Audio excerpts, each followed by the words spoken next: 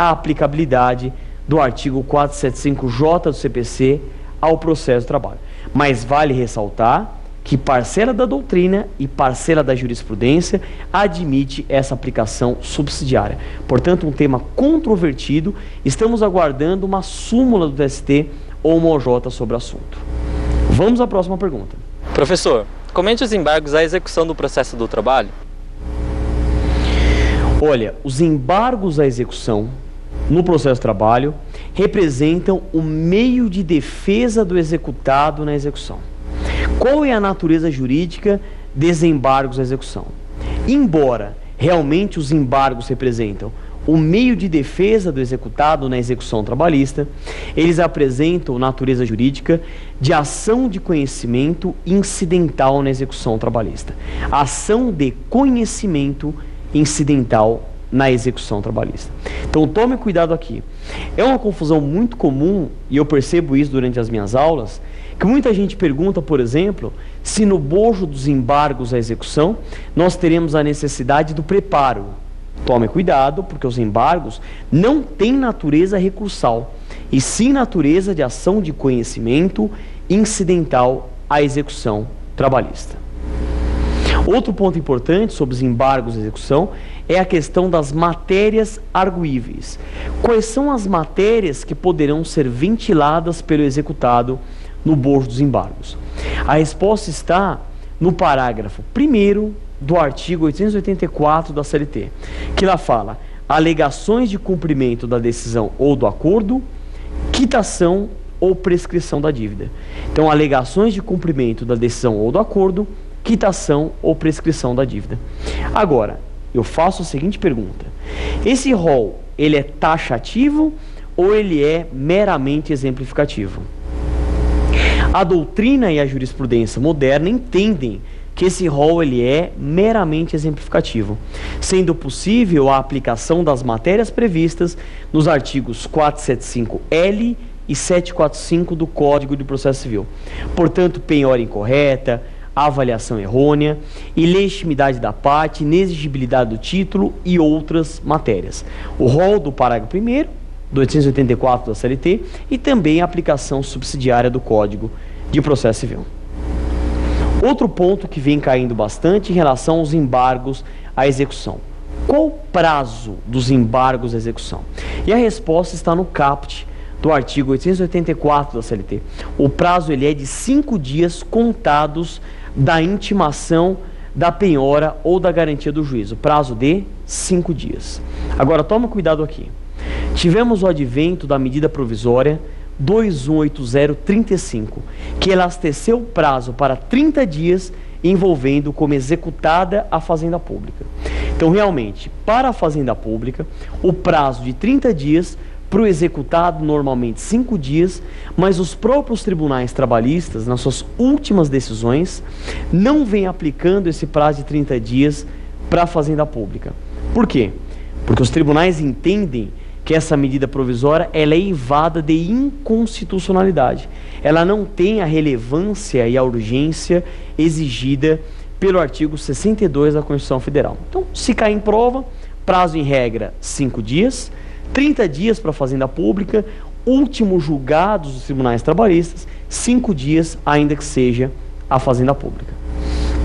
Outro ponto importante é, ainda subsiste a execução de pré-executividade, mesmo com todas essas reformas? Sim, vem prevalecendo o entendimento que subsiste, porque, tirando aquelas matérias que poderão ser ventiladas em embargos à execução, que é o meio de defesa do executado, existem matérias de ordem pública e matérias importantes que poderão ser ventiladas antes do momento processual dos embargos à execução.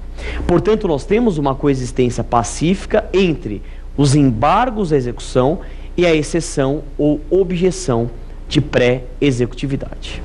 É isso. Com isso terminamos o nosso bloco 2, o bloco Pergunte ao Professor.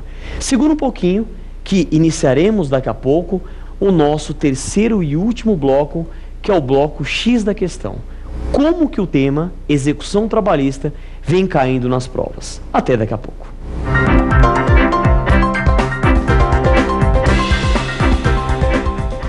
Queridos telespectadores, chegamos ao nosso terceiro e último bloco, o bloco X da questão, no qual analisaremos como o tema do dia vem caindo nas provas de exame de ordem.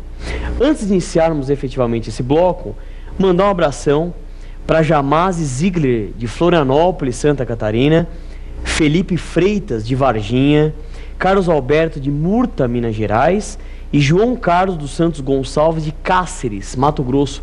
É isso, pessoal. Participe do nosso programa, mande e-mail que a gente com certeza aqui mandaremos um abraço, pessoal, e ficamos muito felizes com todo mundo acompanhando o programa, estudando com o programa, crescendo com o próprio programa.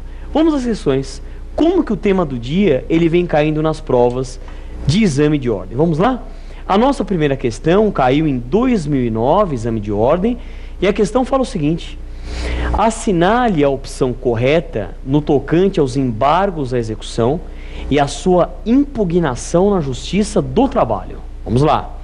A alternativa A: dado o princípio da celeridade, se na defesa tiverem sido arroladas testemunhas, é defeso ao juiz ou ao presidente do tribunal a oitiva das citadas testemunhas. Essa alternativa encontra-se errada. A alternativa está errada porque, como eu falei, os embargos à execução, eles têm a natureza jurídica de ação de conhecimento incidental na execução, sendo o meio de defesa do executado na execução. E dessa forma, se tem a natureza jurídica de ação de conhecimento, se forem arroladas testemunhas e o juiz entender necessária a oitiva, ele pode sim marcar audiência para ouvir essas testemunhas. No prazo de 5 dias, é a previsão do parágrafo 2º do artigo 884 da CLT. Portanto, essa alternativa ele está incorreta. A alternativa B: considera-se inexigível o título judicial fundado em lei ou ato normativo declarados inconstitucionais pelo Supremo Tribunal Federal ou em aplicação ou interpretação consideradas incompatíveis com a Constituição Federal. Essa alternativa B ele está correta, né? A alternativa B ele está correta, deixa eu explicar o porquê. Ela está correta porque primeiro é previsão da própria CLT, é previsão do parágrafo 5º do artigo 884 da CLT. É uma forma prevista em lei de relativização da coisa julgada material. Parcela da doutrina e da jurisprudência entendem que esse dispositivo ele está, ou ele é, melhor dizendo, inconstitucional. Mas ainda ele continua em vigor e, portanto, uma previsão texto de lei, parágrafo 5º do artigo 884 da CLT. Portanto, a alternativa B é a alternativa correta.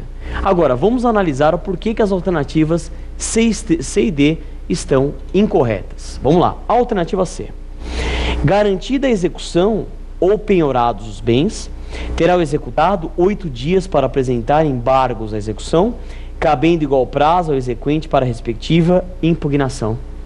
Essa alternativa ela está errada. Ela está errada porque toda a frase está correta, com exceção do prazo.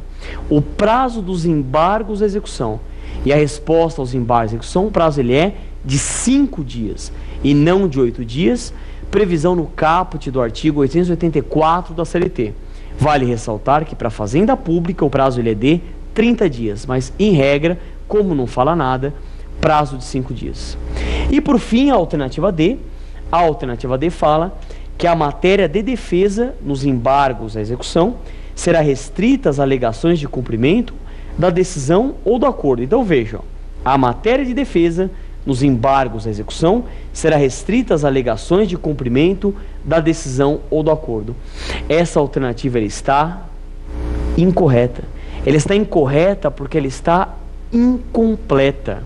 O artigo 884, parágrafo 1º da CLT, fala que são matérias a serem arguíveis no bojo dos embargos à execução, alegações de cumprimento da decisão ou do acordo, quitação ou prescrição da dívida. Portanto, a alternativa D está incorreta e essa questão, a alternativa correta era a alternativa B mesmo. Próxima questão. Mais uma questão envolvendo a temática execução trabalhista, uma questão também que caiu em uma das provas de exame de 2009 do exame de ordem, acerca da